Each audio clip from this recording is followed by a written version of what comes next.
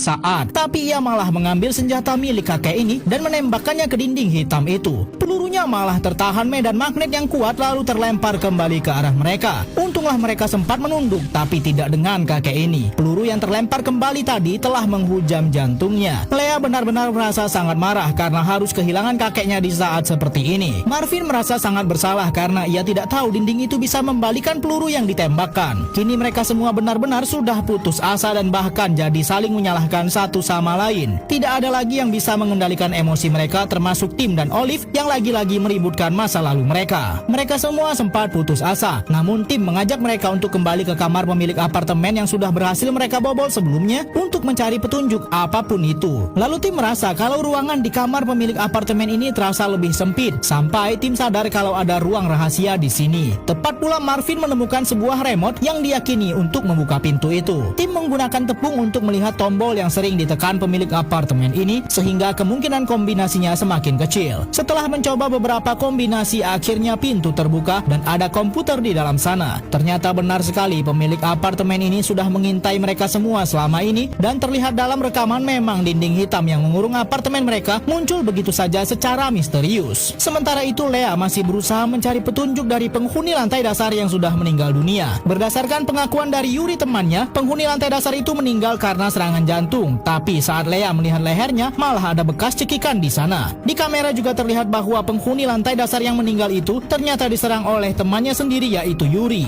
Semua kebohongan dan kejahatan pria ini sudah terbongkar bahwa ia sudah menghilangkan nyawa temannya sendiri yang sudah berusaha keluar dari kurungan apartemen mereka. Ternyata pria ini tidak mau mereka semua menemukan jalan keluar dari kurungan hitam ini karena ia yakin bahwa kurungan ini adalah bantuan untuk mereka, sebab di luar sana sedang terjadi perang biologis dan bahan kimia yang berbahaya. Yuri menyerang temannya sendiri karena temannya itu berhasil menemukan cara dan kode untuk membuka kurungan hitam yang menyelimuti apartemen mereka. Tim berusaha mencari petunjuk lain di kamar orang yang sudah sempat menemukan kode untuk keluar dari kurungan hitam ini, dan ia yakin bahwa coretan-coretan ini adalah petunjuk. Mereka kembali menginterogasi Yuri dan memaksa Yuri untuk mengatakan bagaimana cara temannya itu menemukan jalan keluar. Namun tetap saja Yuri tidak mau mengatakannya karena ia masih yakin kalau dinding ini adalah sistem pertahanan untuk melindungi mereka. Tim teringat bahwa di kamar pemilik apartemen ada rekaman semua hal yang terjadi di apartemen mereka, dan tim mencoba mencari rekaman penghuni lantai dasar yang sudah dihabisi oleh Yuri saat dirinya sedang berusaha mencari petunjuk untuk keluar dari kurungan ini. Ternyata orang itu sudah berhasil membuat sebuah aplikasi yang bisa digunakan untuk membuka kurungan itu. Terlihat dalam rekaman saat penghuni lantai dasar apartemen ini sudah berhasil membuat aplikasi yang bisa membuka kurungan hitam di apartemen mereka, ia malah diserang temannya sendiri. Namun tim mencoba mengambil HP milik orang itu yang sempat